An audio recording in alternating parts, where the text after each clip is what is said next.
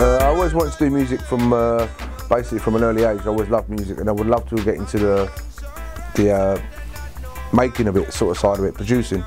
But I never really had an opportunity because when I was growing up, to go to a studio was impossible. You know what I mean? It was like it would cost a fortune to go hire a studio or get musicians, etc.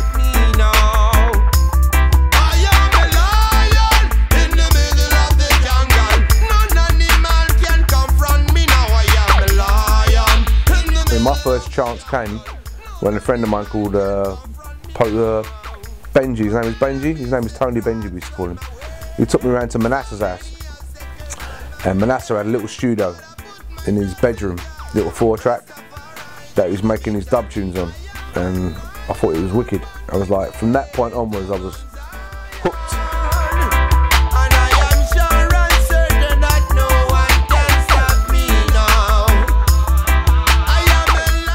I wanted to be like scientists, you know what I mean, or King Tubbies, and from that I knew I could do it, you know what I mean. The technology was there, you know, and that's how I started, really, with Nick, with Manasseh. He gave me my first opportunity to actually look at a mixing desk and learn how to EQ things and learn how the echo would feed back, and you know what I mean. So yeah, that's how I first started, Manasseh.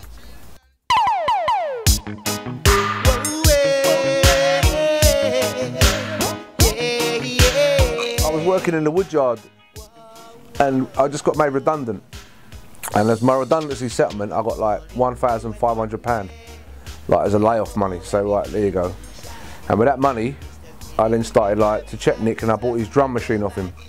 And I wanted to make my own studio, because as much as I loved going around to Nick's house and doing stuff around there, for me it was frustrating because I wanted to do more, and it was just not the time, you know what I mean. I wanted to be in the studio all day long, because for me it was like a new buzz. I wanted to be there, I wanted to do things, and I was frustrated that I phoned Nick up, I could only get 3 hours here or 2 hours there, and I always wanted to do my own thing, you know. So that's how I started. But originally, but at the same time, the money that I got, I bought a bit of equipment, and that's when it enabled me to release my first record, which was that Stepping Time tune, which was done by Nick around Nick's house. You know, that's the first tune I put out, was Stepping Time, with the money I got from my redundancy money.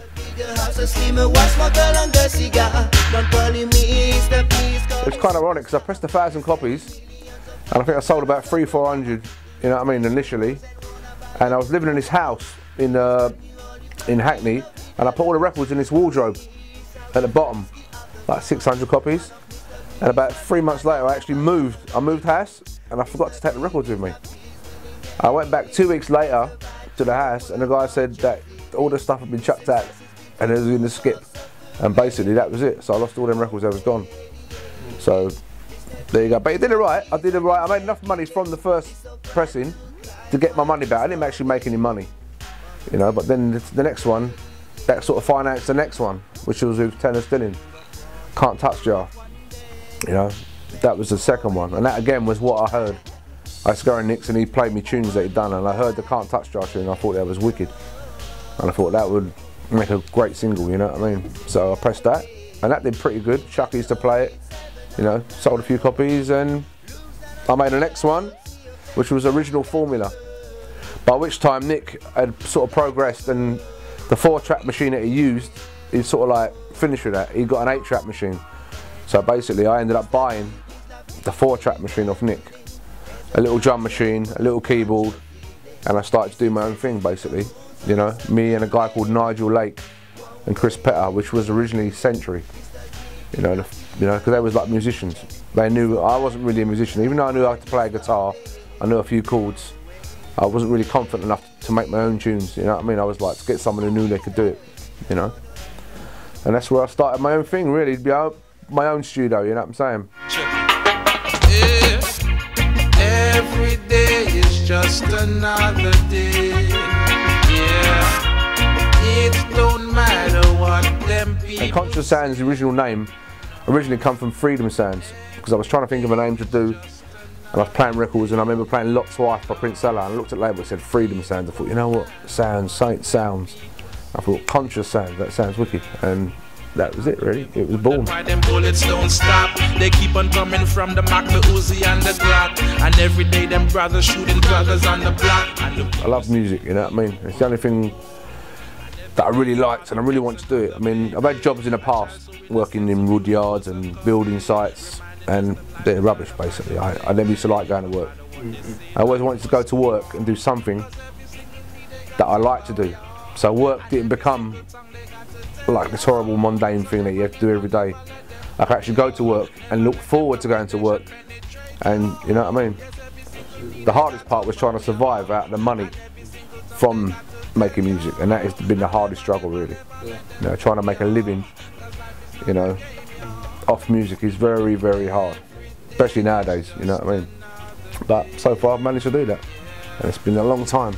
I'm never going to be rich or anything like that, or you know what I mean, or a big flash car, but I'll have enough money to survive on, so I haven't got to go back and do them rubbish jobs. I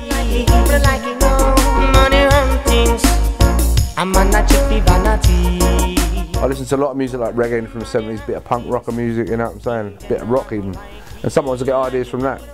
I can hear a certain chorus or a certain thing will make me think, oh, that's a little nice little thing, you know what I mean, and from that little seed I'll get an idea and then I'll start making tunes from that, or you know what I mean, or sometimes I can just come in, play a couple of chords and it works from that, or sometimes I can go to a dance, like for instance when I voiced my man here, you know what I mean, I heard him in Romania and I thought he sounds wicked, and it was then in my mind and I wanted to voice him there and then, you know what I mean, so I thought okay, I'm sure I'll get him somewhere down the line.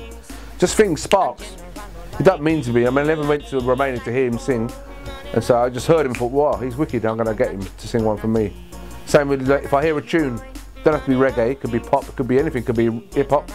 I said, wow, that sounds good, that little bit there, and that little bit will make me just put a spark in my brain to make me do something else, you know what I mean? And even when you hear the tune afterwards, you wouldn't really know it come from that spark.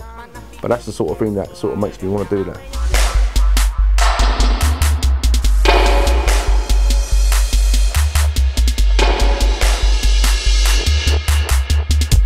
I mean, you had Lee Perry and them guys and all them other guys, and I love their music still. But when it comes to the hard, tough dub, King Tubby's was the best. He had that big, that not a clean sound, it was very dirty, but it was like wicked. Jah know say you wrong. Jah know say you wrong.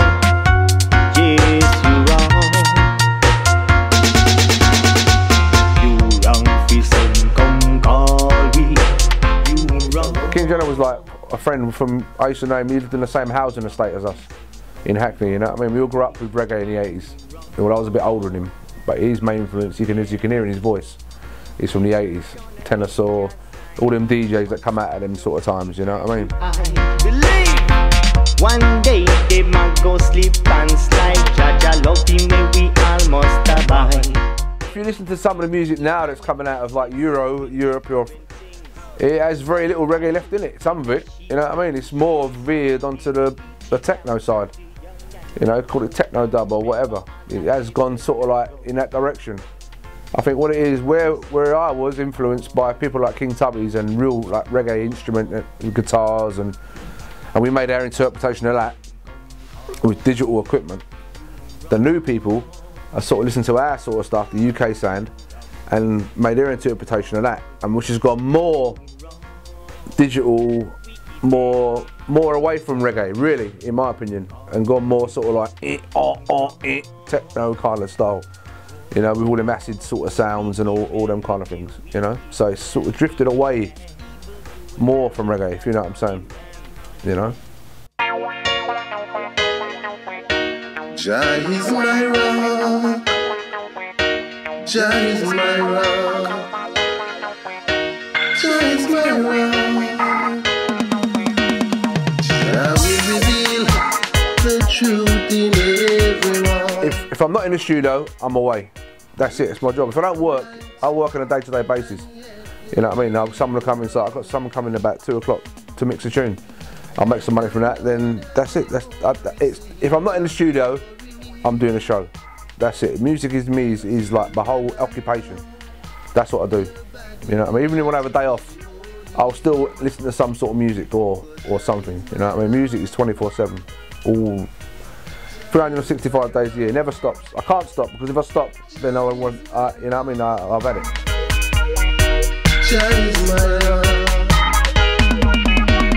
Jah will reveal the truth in everyone. Those who know the right, yet still they're living wrong. And I know that they won't. What I wanted to create was like a sound system, but like on stage. Do you see what I mean? Because when we first started doing tours, back in the early 90s, people didn't really know what to make of it. You know, because back in France and Europe in the early 90s, dub didn't exist. People wasn't really into it. So you know what I mean? It was like, it didn't really, there was no scene. So we had to sort of create a scene. And I always thought that, I don't know, when we did shows, we was on stage, we were trying to put a sound system on stage, and people didn't really know what to make of us. You know what I'm saying? So in the end I said, okay, well look, we try and do it like a stage show. But I'll be on the mixing desk, the PA, then you'd have a singer or a bongo player and a melodic player. So it looked like a band. Even though it wasn't really a band, it was still like we were still running DAT tapes or whatever in them days. You know, it's hard to tell people that this is a sound system. It was just hard to get that across.